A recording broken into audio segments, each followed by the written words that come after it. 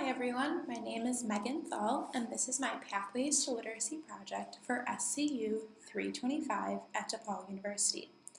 My pathway to literacy started when I was just 6 weeks old. After I was born and it was time for my parents to return back to work, my grandma insisted that she babysit me instead of my parents sending me to daycare. This led to her moving in with us when we built our new house when I was about a year and a half. Growing up, I remember my parents, but most significantly, my grandma reading to me. Every week, my mom and I would go to the library and we would check out new books and puzzles for my grandma and I to read the next week. I was the type of kid who, if you would let me, would ask you to read me the same book over and over. So although my mom still claims we went to the library so much so I could be exposed to different types of stories, I'm pretty sure the biggest reason we went was so my grandma wouldn't get bored of reading the same books week after week. My parents definitely didn't want to lose their live-in babysitter. Once it was time for me to go to school, I made the official decision that I wanted to be a teacher early on. Back in 1999, I stepped off the kindergarten school bus and proclaimed that when I grew up, I wanted to be a teacher. This decision at the time was propelled by my disappointment that our class didn't get to do the same shaving cream math activity like the other class across the hall had. My teacher's reasoning had been that the activity was too messy. I remember convincing my mom that in my future classroom there would be daily messy crafts and that everyone would still learn but also have fun. Despite my not so fun kindergarten teacher, I loved going to school because I was good at learning.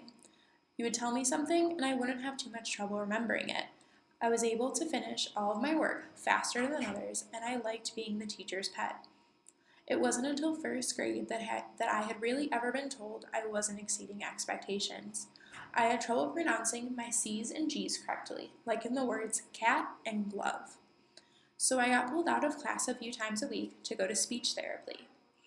This made me feel different, and I remember being embarrassed that I struggled with my speech a bit.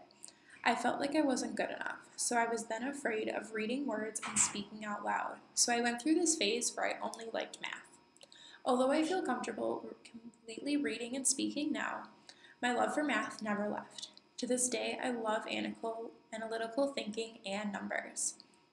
During my junior and senior year of high school, I had the opportunity to take part in a course called ITT. ITT stood for Introduction to Teaching. In this 2-period class, we spent 4 days a week TAing in a middle school classroom and 1 day a week following a professional development program similar to the teachers at our high school. Both years, I taught in a 6th grade social studies classroom with a teacher named Mr. Evans. Mr. Evans had been teaching for 24 years at the same school in our district and in that time had really perfected his craft. Mr. Evans wasn't very literate in technology. There was actually a series of 3 weeks where I spent almost every moment trying to convince him to switch from his old overhead projector to the new Ladybug that the school had bought for him. Eventually he gave in, which was both exciting for myself as someone who was literate in technology, but also his students. The most important thing I learned from Mr. Evans was the concept of cross-content literacy.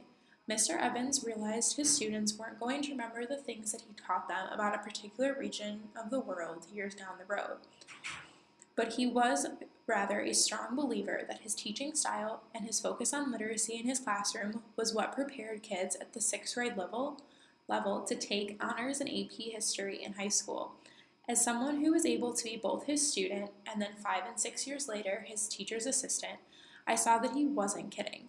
I learned more about context clues and credibility of sources in his classes than I ever did in an English class, which is why if I ever find myself in a classroom past student teaching, I will always model my classroom after him. Today I see my ability of being critically literate mostly through my schoolwork at DePaul. Like others' experiences, the college courses that I've taken, there's a lot of reading to get through and there's almost always an essay to be written. My ability to read, write, and speak effectively has allowed me to do well in school, but also have time for a near full-time job and extracurricular activities.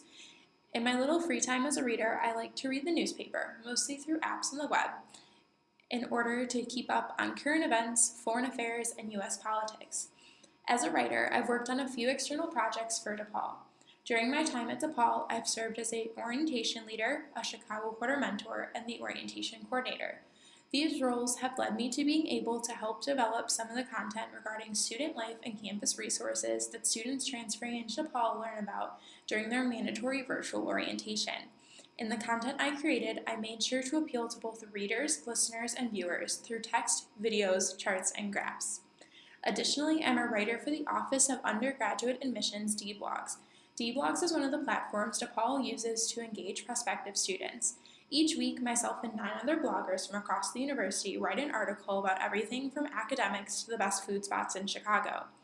Being a part of D-Blogs helps keep my mind engaged as a more critical thinker, which is a nice offset to the analytical writing I usually do for classes. In the future, I hope to find myself having more time to read for fun and explore new genres.